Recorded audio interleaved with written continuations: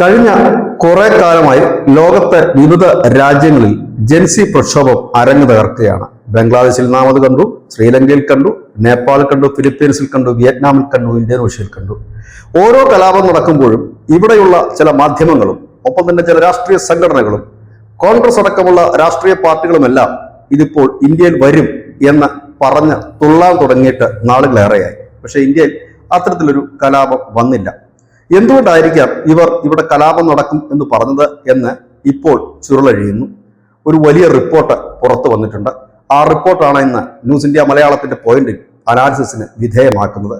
ഇവരൊക്കെ ഇവിടെ കലാപം വരും എന്ന് പറഞ്ഞുകൊണ്ട് സോഷ്യൽ മീഡിയയിൽ അരങ്ങ് തകർത്തതിന്റെ പിന്നിൽ അവർക്കൊരു ഉറപ്പുണ്ടായിരുന്നു ഇവിടെ കലാപം വരുമെന്നുള്ളത്. കാരണം നമ്മളുടെ തൊട്ടടുത്ത രാജ്യമായ നേപ്പാളിൽ ജൻസി കലാപത്തിന് പിന്നിൽ പ്രവർത്തിച്ചത് അമേരിക്കയാണ്. അതിനുവേണ്ടി അവർ വലിയ രീതിയിൽ ഫണ്ട് ഒഴുക്കി എന്നുള്ള വാർത്തകളാണ്, അതിന്റെ റിപ്പോർട്ടുകളാണ് ഇപ്പോൾ പുറത്തു വരുന്നത്.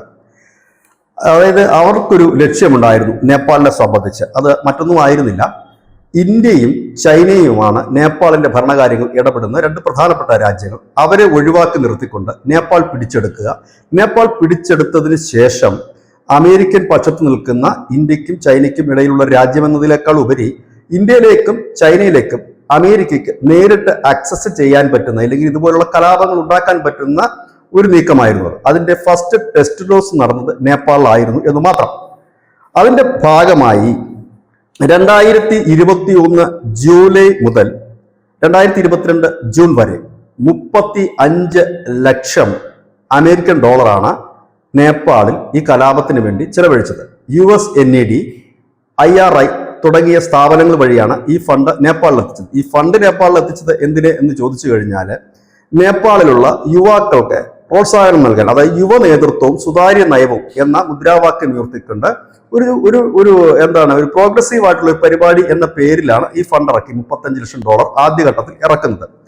ഇതിനുശേഷം ഇവർക്ക് ട്രെയിനിങ് നൽകുകയാണ്. അതായത് പ്രകടനങ്ങൾ നടത്താൻ, പ്രതിഷേധങ്ങൾ സംഘടിപ്പിക്കാൻ തന്ത്രങ്ങൾ ഒരുക്കുമെന്നുള്ള പരിശീലനങ്ങൾ, ഒപ്പം തന്നെ പ്രസംഗ ക്ലാസുകൾ, പബ്ലിക്കിന്റെ മുമ്പിൽ പ്രസംഗിച്ച് അവരെ പ്രകോപിപ്പിച്ച് അല്ലെങ്കിൽ അവരെ ആവേശഭരിതരാക്കാനുള്ള പ്രസംഗങ്ങൾ, ഒപ്പം തന്നെ സന്ദേശങ്ങൾ എങ്ങനെയാണ് സോഷ്യൽ മീഡിയകൾ വഴി അയക്കേണ്ടത് എന്നുള്ള പരിശീലനം വിവിധ പ്ലാറ്റ്ഫോമുകൾ ഉപയോഗിച്ചുകൊണ്ട് ഡിജിറ്റൽ സോഷ്യൽ മീഡിയകൾ വഴി ഈ വാർത്തകൾ, സർക്കാർ വിരുദ്ധ വാർത്തകൾ സംപ്രേഷണം ചെയ്യുക, അത് ഷെയർ ചെയ്യുക തുടങ്ങിയവയ്ക്കൊക്കെ വേണ്ടിയിട്ടാണ് ആദ്യഘട്ടത്തിൽ ഈ 2021 ജൂലൈ മുതൽ 2022 ജൂൺ വരെ ഈ $35 ലക്ഷം ഇതിനുവേണ്ടി ചെലവഴിച്ചത്.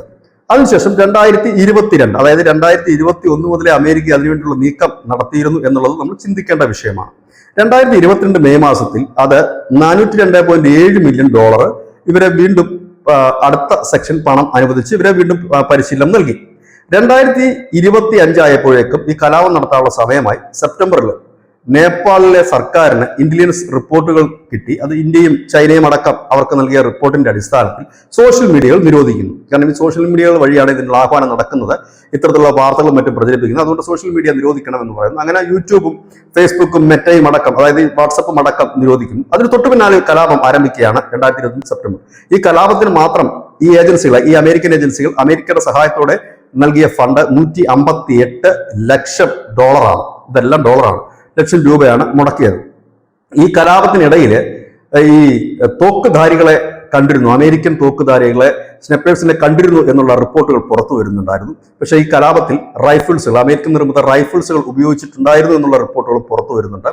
ഒപ്പം തന്നെ ഇന്തോനേഷ്യയിലും മെക്സിക്കോയിലും ഫിലിപ്പീൻസിലുമൊക്കെ കലാപം നടന്ന, അതായത് ഈ ജൻസി കലാപം നടന്നപ്പോഴൊക്കെ അവിടെ ഉയർന്നിരുന്ന വൺ പീസ് എന്ന അനിമേറ്റഡ് ജോ റോജർ പതാക നേപ്പാൾ കലാപത്തിനും ഉപയോഗിച്ചിരുന്നു എന്നുള്ളതാണ് പ്രധാനപ്പെട്ട കാര്യം. അപ്പൊ എങ്ങനെയാണ് ഈ യുവാക്കളെ നേപ്പാൾ ഈ അമേരിക്ക സംഘടിപ്പിച്ചത് എന്ന് ചോദിച്ചാൽ, 2020 ഈ കോവിഡിനെതിരെ അതായത് കോവിഡ് സമയത്ത് അവിടുത്തെ സർക്കാർ അവിടെ നിഷ്കർഷിച്ചിരുന്ന നിബന്ധനകൾക്കെതിരെ 2020 ഇനഫ് ഈസ് ഇനഫ് എന്ന് പറഞ്ഞ ഒരു സംഘടനയുടെ നേതൃത്വത്തിൽ വലിയ പ്രതിഷേധമുണ്ടായിരുന്നു. ഈ പ്രതിഷേധക്കാരെയാണ് ഈ ജൻസി കലാപത്തിന് വേണ്ടിയിട്ട് അമേരിക്ക 2021 മുതൽ ഈ ലക്ഷക്കണക്കിന് കോടി രൂപ മുടക്കിക്കൊണ്ട് ട്രെയിൻ ചെയ്യിച്ചെടുത്തത്. അതിന് സമാനമായി തന്നെ അമേരിക്ക വിവിധ രാജ്യങ്ങളിൽ ഇത്തരത്തിൽ പണം മുടക്കിക്കൊണ്ട് ഇങ്ങനെ ആളുകളെ സംഘടിപ്പിക്കാറുണ്ട്. നമുക്കറിയാം 2024 തെരഞ്ഞെടുപ്പ് കാലത്ത് മാധ്യമങ്ങളിലടക്കം, ഇന്ത്യയിലെ മാധ്യമങ്ങൾ, അതിൽ മലയാളത്തിലെ മാധ്യമങ്ങളടക്കം കോടിക്കണക്കിന് രൂപ മുടക്കൊണ്ട് ഈ സൊറോസസിനെ ഉപയോഗിച്ചുകൊണ്ട് വലിയ രീതിയിൽ തെരഞ്ഞെടുപ്പ് അട്ടിമറിക്കാൻ ശ്രമം നടന്നിരുന്നു. ഇതിന് സമാനമായ രീതിയിൽ തന്നെയാണ് ഇപ്പോൾ നേപ്പാളും ഇത്തരത്തിലൊരു കലാപം ആസൂത്രണം ചെയ്തത്. പക്ഷേ ഈ കലാപത്തെക്കുറിച്ച് കൃത്യമായി തന്നെ ബോധ്യമുണ്ടായിരുന്ന ഇന്ത്യയും ചൈനയും കളമറിഞ്ഞ് കളിക്കുകയായിരുന്നു. അതുകൊണ്ട് തന്നെ കലാപം മറ്റിടങ്ങളിലേക്ക് വ്യാപിച്ചില്ല. അതിനോട് ചേർത്ത് വയ്ക്കപ്പെടേണ്ട വാർത്ത, നേപ്പാളിൽ കലാപം നടത്തിയ ജൻസികൾ ഇന്ത്യൻ അതിർത്തി വരെ എത്തിയിരുന്നു. പക്ഷേ ഇന്ത്യൻ അതിർത്തിയിൽ നിരന്നു നിൽക്കുന്ന ഇന്ത്യൻ സൈനികരെ കണ്ടതോടുകൂടി വാലും ചുരുട്ടി തിരികെ പോവുകയാണ് ഉണ്ടായത്. ഏതായാലും ആ കലാപം ഇന്ത്യയിലേക്ക് കൂടി പടർത്തുക എന്നുള്ളതായിരുന്നു ലക്ഷ്യം. അതിന്റെ ഭാഗമായി പ്ലാൻ ചെയ്ത, അതായത് ഒരു കലാപം ഉണ്ടാകുന്നു, അതിന്റെ തൊട്ടടുത്ത് തന്നെ അടുത്ത കലാപം ഉണ്ടാകും, ഇതായിരുന്നു പദ്ധതി. അതിന്റെ ഭാഗമായിട്ടാണ് അല്പം വൈകിയെങ്കിലും ലഡാക്കിൽ മറ്റൊരു കലാപം ഉണ്ടാക്കിയത്. ആ ലഡാക്കിൽ കലാപം ഉണ്ടാക്കിയവർ എവിടെയാണെന്ന് ഇപ്പോൾ ആർക്കും അറിയില്ല. അത്തരത്തിലേക്ക് പോയി അത് അങ്ങനെ പ്ലാൻ ചെയ്ത് വെച്ച മൂന്നാമത്തെ ഒരു കലാപ ശ്രമമായിരുന്നു ദില്ലിയിൽ പരിസ്ഥിതി, അതായത് ഈ വായു മലിനീകരണത്തിനെടുത്ത് നേരിടുന്ന ഒരു പ്രതിഷേധം. അതിന് ഇതെല്ലാം പൊളിഞ്ഞടുങ്ങിയത് എന്തുകൊണ്ടെന്ന് ചോദിച്ചാൽ നമ്മുടെ ഇന്ത്യൻ സംവിധാനങ്ങൾ ശക്തമായിരുന്നത് കൊണ്ടാണ്. അപ്പോൾ അമേരിക്കയാണ് നേപ്പാളിൽ കലാപം ഉണ്ടാക്കിയതെന്നുള്ള കാര്യം ഏവർക്കും അറിയാവുന്ന ഒരു കാര്യം തന്നെയാണ്. അതിന്റെ കണക്കുകളും കാര്യങ്ങളുമാണ് ഇത് പുറത്തു വരുന്നത്. വെറുതെയല്ല രാഹുൽ ഗാന്ധി അവസാനം സഹികെട്ട് പറഞ്ഞത്, യുവാക്കളെ നിങ്ങൾ തെരുവിലിറങ്ങൂ എന്ന് പറയേണ്ടി വന്നു. മലയാളത്തിലടക്കം ചില യൂട്യൂബർമാർ സ്ഥിരം ഇരുന്ന് പറയുന്ന ഒരു കാര്യമുണ്ട്, ഇന്ത്യയിൽ ഈ കലാപം വരും, ആളുകൾ തെരുവിലിറങ്ങും. ഇതൊക്കെ അവർ പ്ലാൻ ചെയ്ത് വെച്ചിരുന്ന കാര്യമാണ്, പക്ഷെ ചീറ്റിപ്പോയി. അതാണ് ഇപ്പോൾ ചുരുളഴിയുന്നത്. ഇത് നേപ്പാൾ ആയിരുന്നില്ല ലക്ഷ്യം. നേപ്പാൾ ഒരു ടെസ്റ്റ് ഡോസ് ആയിരുന്നു. നേപ്പാളിനെ കൂടെ നിർത്തുക, അതോടൊപ്പം തന്നെ ഇന്ത്യയും ചൈനയും നേപ്പാളിൽ നിന്ന് അകറ്റുക. അതിനുശേഷം നേപ്പാളിലെ കലാപം ഇന്ത്യയിലേക്ക് വ്യാപിപ്പിക്കുക എന്നുള്ളതായിരുന്നു അവരുടെ ലക്ഷ്യം. ആ ലക്ഷ്യം അമ്പെ പരാജയപ്പെട്ടുപോയി. അത് ട്രംപും മോദിയും തമ്മിൽ ഈ അടുത്ത കാലത്ത് നടന്ന ഉടക്കിന്റെ പശ്ചാത്തലത്തിലല്ല, 2021 മുതൽ ആരംഭിച്ചതാണ്. ഇവിടെയാണ് അമേരിക്ക എന്ന ചതിയൻ രാജ്യത്തെക്കുറിച്ച് നമ്മൾ ഇടയ്ക്കിടയ്ക്ക് ഓർമ്മിപ്പിക്കുന്നത്. നരേന്ദ്രമോദിയും ട്രംപും തമ്മിൽ ഈ ഓപ്പറേഷൻ സിന്ദൂർ സമയം മുതലുള്ള ഉടക്കാണ് ഉണ്ടായിരുന്നത്.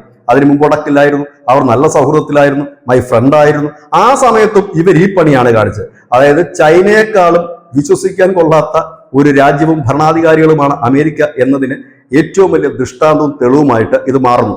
ഏതായാലും കലാപം ഉണ്ടാകുമെന്ന് പറയുകയും അവസാനം കലാപം ഉണ്ടാകാതെ വന്നപ്പോൾ ഹരിയാനയിലെ ഒരു വേദിയിൽ പൊട്ടിക്കരയുകയും ആക്രോശം ചെയ്തുകൊണ്ടും രാഹുൽ ഗാന്ധി പറഞ്ഞത്, യുവാക്കളെ തെരുവിലിറങ്ങും, കലാപം നമുക്ക് ഉടനെ നടത്താമെന്നാണ്. പക്ഷെ ആ വിളി കേൾക്കാൻ ഈ രാജ്യത്ത് ഒരു യുവാവും തയ്യാറായില്ല എന്നുള്ളത് നമ്മളുടെയൊക്കെ ഭാഗ്യവും ഈ രാജ്യം ഭരിക്കുന്നവരുടെ കഴിവുമാണ് എന്ന് പറയേണ്ടി വരും.